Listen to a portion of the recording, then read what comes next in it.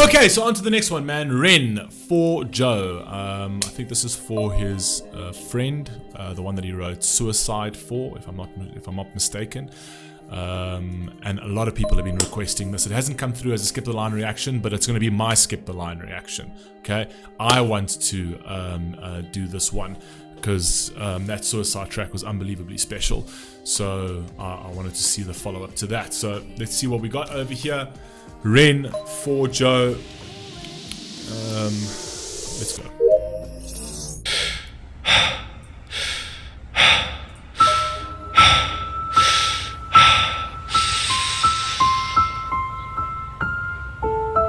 I love the way I can see he's going into that same sort of like piano keys on the last part of that Suicide track, but I love the fact that he's continuing the breathing. Essentially, so he went from the breathing, like from the before the song got really dark, and then he started breathing heavily, and he went into that the very deep section of that song, right? And then he went into a break open. I never say breakdown because I don't believe in breaking down. I believe in breaking open. When somebody goes to that and actually speaks the way he did. They're like, people need to do that. They remove the log from their chest. They're actually breaking open as opposed to breaking down. Breaking down is very negative. A human being doesn't break down. A human being breaks open when the pressure gets too much. Like a pipe, it breaks open and it releases some of the pressure. And that's very healthy. It's very powerful.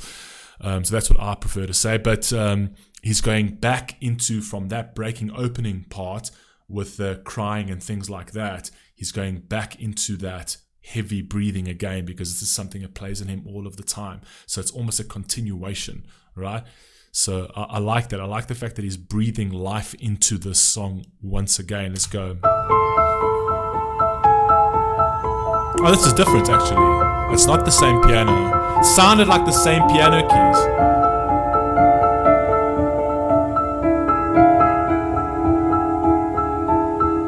Oh, sorry, it sounded like the same piano keys. Actually, it's a different sound entirely. It just sounded like that at the beginning.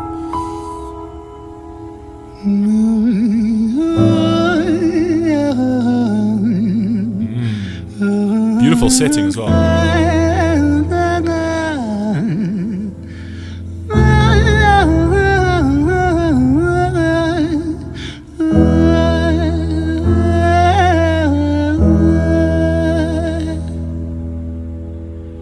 It's hard to take off from the ground when your wings are cut. Your stomach burns when you're drinking from an empty cup. Okay. That caught me in the throat all of a sudden.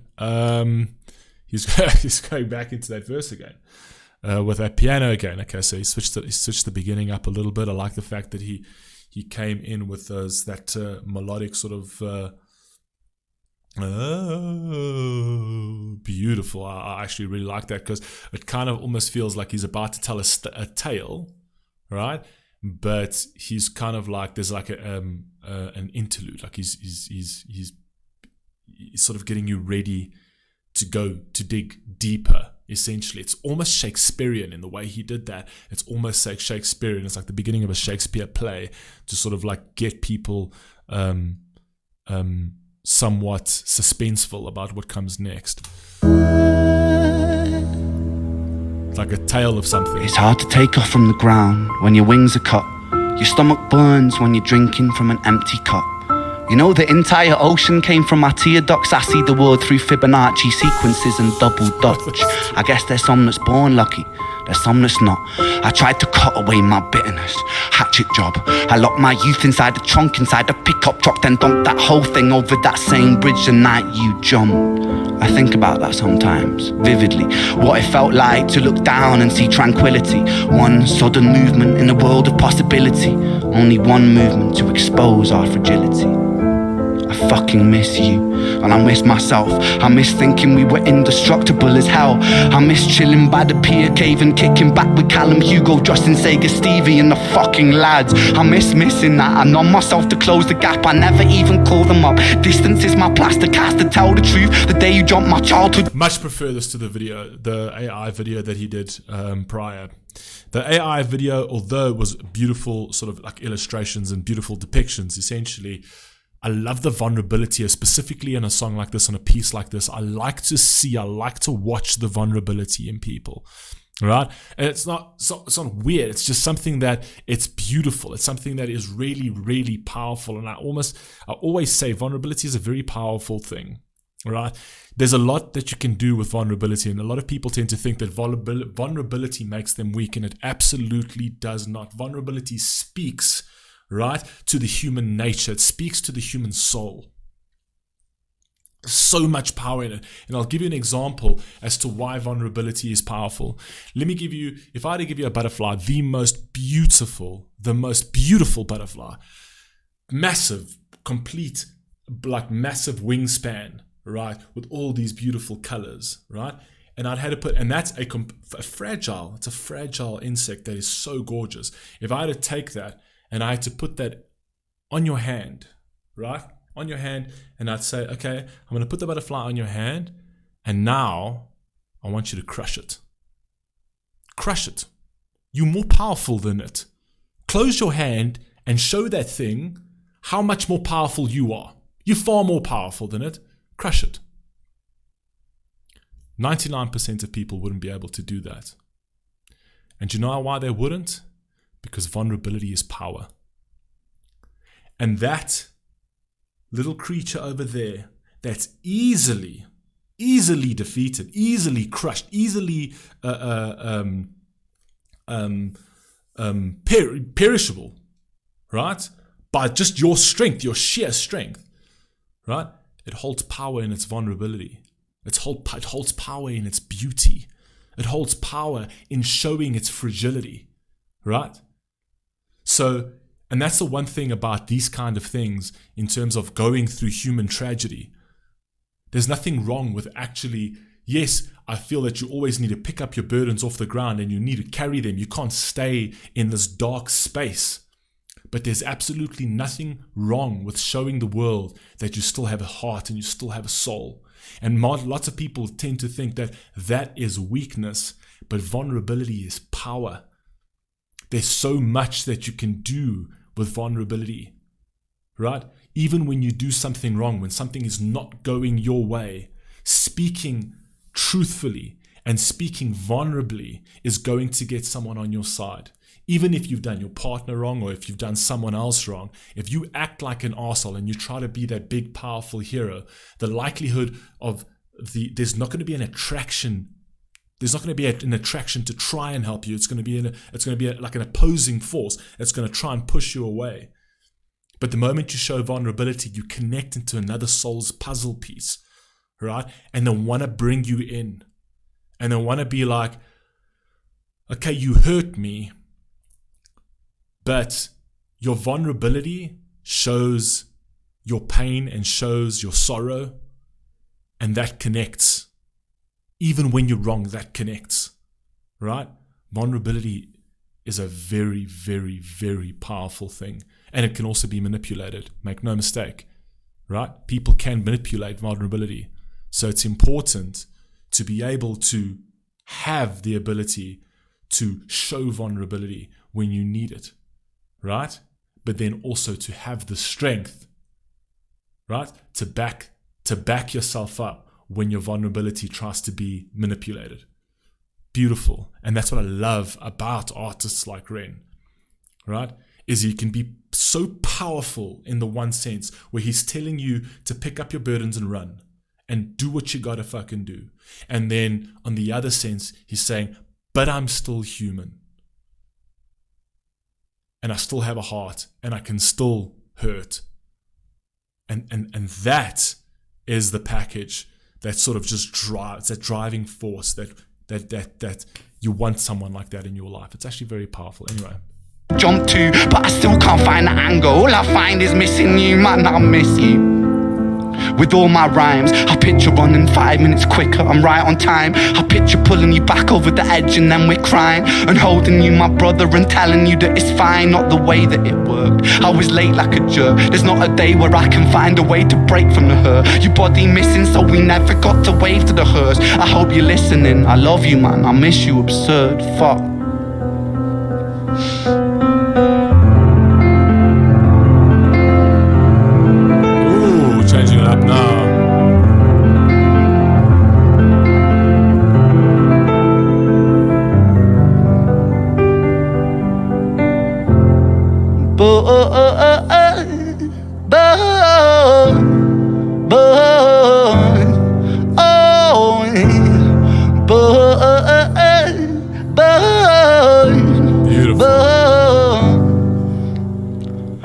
another domino it falls. Across the way another's born. How you're supposed to raise a child and give it courage from a storm. In a world that is confusing, contradictions pave our flaws. It's a beautiful line there. How you're supposed to raise a child and give it courage from a storm. Because the child's born into a storm. A child's born into a difficult environment. And that's where strength, that's where your strength is. The actual idea that I will always have respect for anybody that, that is going through a tough life, going through a tough situation, and despite all of their hardships, either choose to have a child or by mistake have a child and choose to keep the child as opposed to aborting the child. I will always have more respect for someone like that, right? Because even though it's going to be a major earth-shattering quake in your life to now have another soul, right? It shows selflessness. It shows sacrifice. It shows that you live for something greater than yourself.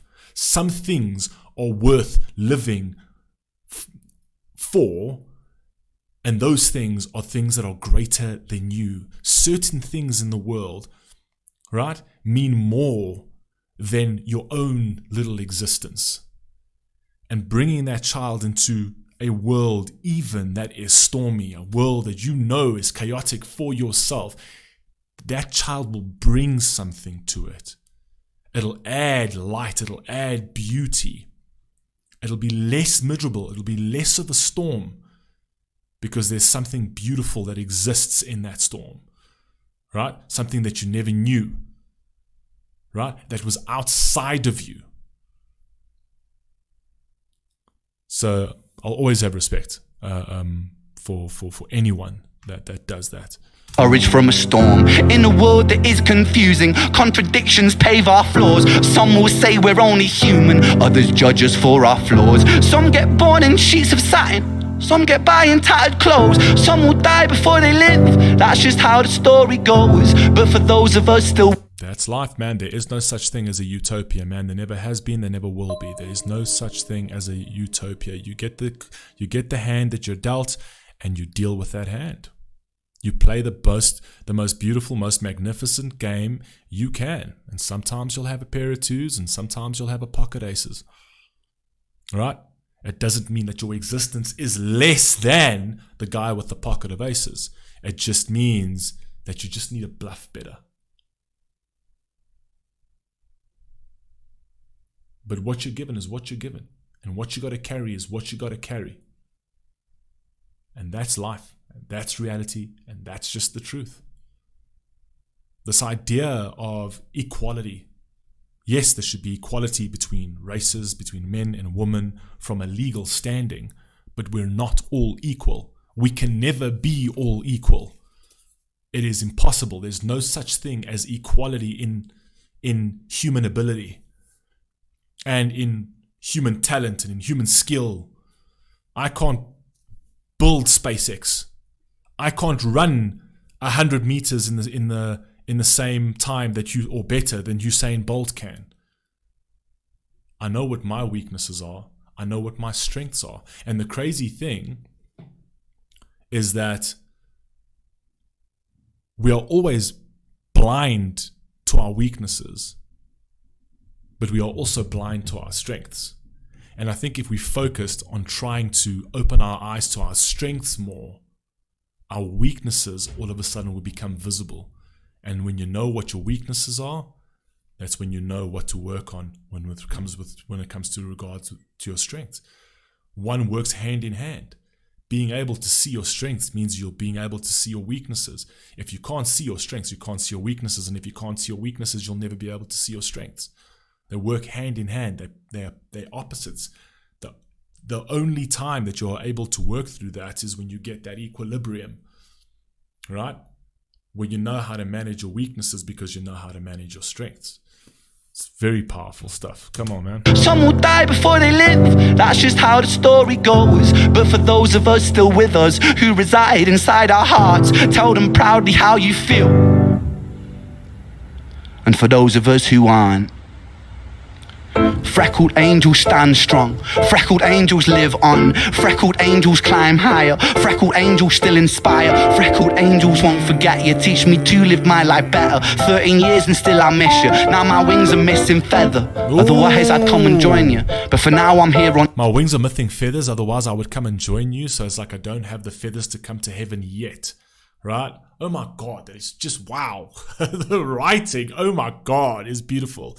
Right? I do have wings and I can fly, but I can't fly to heaven yet. I don't have the feathers to get there, essentially. So to a certain degree, he's still saying that I am still a man of sin. I'm still a man that my physical being, although somewhat powerful, is also somewhat limiting, right? But I love the fact that he gives credence to his physical being and credence to his eternal being in the same sort of sentence, which I think is brilliant. On earth, stuck inside this mortal body, but for everything it's worth. Made me braver, made me wiser, made me stronger, made me true, made me face the world with courage, and that's all because of you. Yes! Everyone comes in for a purpose. I told you, why do we enter the gap? We enter the gap for a purpose. That's at least my philosophy, right? We're floating energy. We're out there in the world and we see a gap. And where there's a gap, where it needs a purpose, it come in. Our purpose might take 5 years. Our purpose might take 10 years. Our purpose might be achieved in a year. Kids are born and kids can die in a year. Kids could be born and then literally a day later die. Right? But there was something about it. And there's even purpose in its death, even though it wasn't here for its existence. There's a purpose in its death because it leaves something behind that somebody else needs to deal with, whether it be good or bad. Right? There's a purpose to absolutely every single person on this planet. I believe so, at least. And even if it's negative or even if it's positive, right? You draw something from that. And if it's a negative purpose, like some of the most heinous people on earth, like Hitler, right? It actually showed that humanity can prevail and beauty can prevail and strength and morals and virtues and saving life can prevail over evil. There's a purpose to every single person that lives on this planet and that has been on this planet. They came here for a reason. And even if what they did was negative, the purpose was to teach, or even to humble, or even to draw some sort of learning from it, right? To draw some sort of learning from it. It's kind of like if you think about, I've been hijacked 5 times. I live in South Africa. It's the most dangerous country in the world with regards to crime. I've been hijacked 5 times. I've had a gun pointed in my face 5 times. Right? And I promise you, when I got, it's just a quick story. When I got arm robbed the one time, I got so angry because they took everything. They took my wallet, and I had a lot of money in my wallet. They took my laptop. I literally had everything of value on me that day. I had my iPad in my laptop bag. I had my laptop in the same bag. I had my wallet with the money in that same bag. I had my phone in my pocket. I had my watch. I had my coat. It was just everything. They literally came and they arm robbed me and they took everything off me and they went. And my first thought was to take my car and go and drive after them and just literally mow them down, because that's how angry I was. But then afterwards, what was so powerful about that moment is because when I actually spoke to my wife about it, I got so angry about it, you know what I mean? Because they put a gun in my face and I honestly thought they were going to shoot me because they were nervous.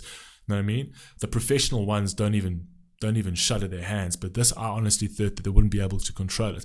And I honestly thought that they were going to shoot me. And I was angry and I was like, I'm going to do this and I'm going to do that. I'm going to do that. And my wife actually took me aside and said, Phil, relax. Just think about it this way.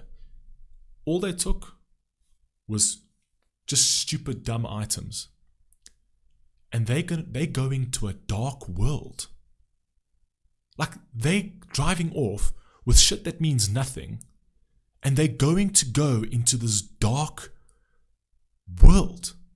It's a dark world that they live in. They're stealing from people. They're killing people. They're sitting. They live in this dark world. Why would you ever want to go to that world? Even through vengeance and revenge, why would you ever want to enter that world? So this dark force entered your world, took your stuff, and exited your world, but you were left with your life, and you get to come home to a world that's brighter. And who cares about those items? They take those items and they go and they live in this dark, desolate, loveless world. Why would you ever want to come anywhere in any sort of proximity to that world because of vengeance? And I thought that was an important lesson. And that just goes to show you that even though those people that stole from me didn't have a positive purpose, they had a negative purpose, but there was something learned from that. If that had never happened, I would not have been in a position to appreciate the actual world that I live in as opposed to the world they live in. So everything has a purpose. I know, very philosophical. But anyway, let's just carry on.